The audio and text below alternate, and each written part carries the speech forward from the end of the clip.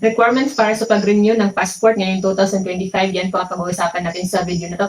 Bago ang lahat, huwag kalimutan mag-subscribe para palagi updated sa ating mga panibagong videos na maaaring kakailangan ninyo rin po in the future. So una, sa requirements, kailangan meron po kayong confirmed online appointment. So kailangan po muna ninyo mag-online appointment gamit ang dfa.gov.ph na website. So meron po tayong video dito po sa ating YouTube channel kung paano po ang pag-online appointment sa passport para hindi na po ninyo kailangan magbayad ng ibang tao para mag-book ng appointment po para sa inyo. So pwede niyo po panoorin ang video natin.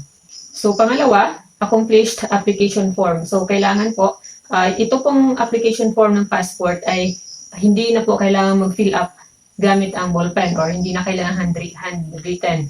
So ang application form po ng passport ay isa po sa ini-email po nila sa inyo pagkatapos po ninyong mag-online appointment. So kung confirmed na ang inyong online appointment sa passport, ay makakatanggap po kayo ng application form na automatic mayroon ng fill up kung ano yung mga fill up ninyo doon sa during your pag-book po ninyo ng appointment doon sa website. Yun na po ang mga naka-fill up automatic sa inyong application form. Bali, ipiprint nyo na lamang po ang application form na matatanggap po ninyo sa inyong email address. Pagkatapos ay yun na po ang dadalhin ninyo sa pagpunta po ninyo sa inyong appointment date.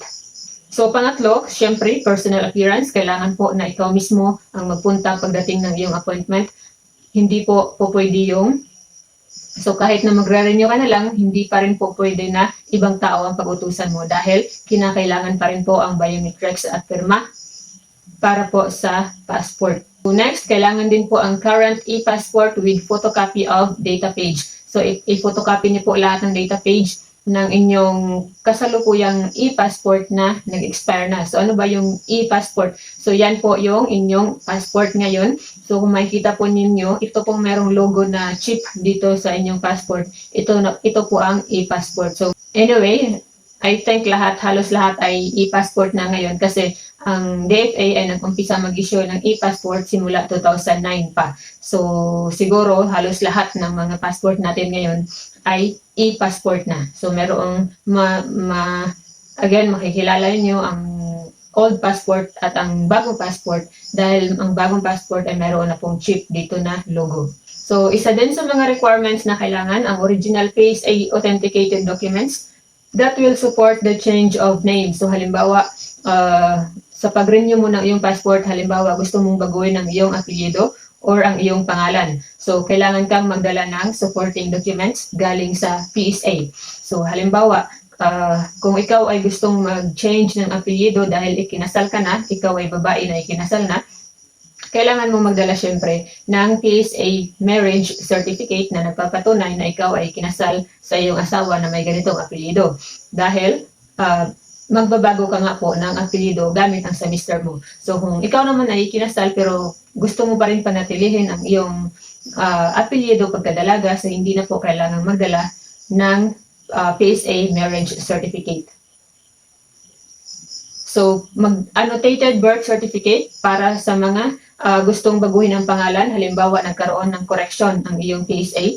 Halimbawa, binago mo ang iyong pangalan sa iyong PSA.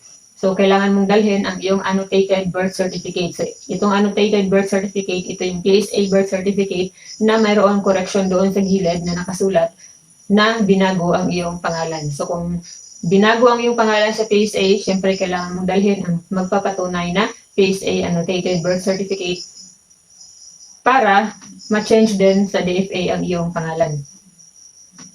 So, annotated marriage contract, kung halimbawa ikaw ay annulled, divorce, court, or mayroong court-ordered instruction, so magdala din po para mabago din po ang iyong pangalan sa passport. So, death certificate of spouse, kung halimbawa patay na po ang iyong asawa at gusto mong ibalik yung apelyido mo pagkadalaga, so kailangan magdala ka po ng death certificate ng iyong husband. So, yung sabi ko nga po kanina, if a woman opts to retain maiden name, so kung gustong panatilihin ng babaeng kasal ang kanyang apelyido pagkadalaga, hindi na kailangan magdala ng issued certificate of marriage. So, hindi na kailangan. So, again, para sa pag-renew ng passport, so by the way, ito nga po palang mga requirements na pinag-usapan natin ngayon ay para lang po ito sa pag-renew ng passport na talagang nag-expire na. Iba din po, meron din po mga karagdagang requirements or iba din po ang requirements kung halimbawa ang iyong passport ay nawala, kung halimbawa ang iyong passport ay nasira. So yan, gagawa natin yan ng ibang video. So this video, these requirements ay para lamang po sa mga passport na nag-expire na tapos nandyan pa sa iyo. So i-recap po natin ang mga requirements para hindi po makalimutan. Confirmed online appointment, hindi pwede magtungo sa DFA office nang walang appointment. Tulad yung pag-appointment ay katulad lang po ng pag-appointment nung mga kukuha ng bagong passport. Kahit na ikaw ay mag-renew na, so parehas lang din po ang pag-online appointment. So again, visit our this YouTube channel. Pwede nyo i-scroll, hanapin nyo po ang video natin kung paano mag-online appointment sa passport. So accomplished application form, yung application form na sinend sa inyong email pagkatapos ninyo mag-online appointment, yun po ang ipiprint ninyo, automatic meron na po yung fill up. So syempre, personal appearance, kailangan ikaw mismo ang magpunta pagdating ng iyong online appointment. I mean, ng iyong online schedule, ng iyong appointment schedule. Tapos, huwag kalimutang i-photocopy ang data page ng kasalukuyang passport ninyo na nag-expire na. At kung gustong baguhin ng pangalan, kailangan magdala ng supporting documents. So that's all for this video. Sana po ay nakatulong sa inyo and good luck po sa inyong pag-renew ng inyong passport.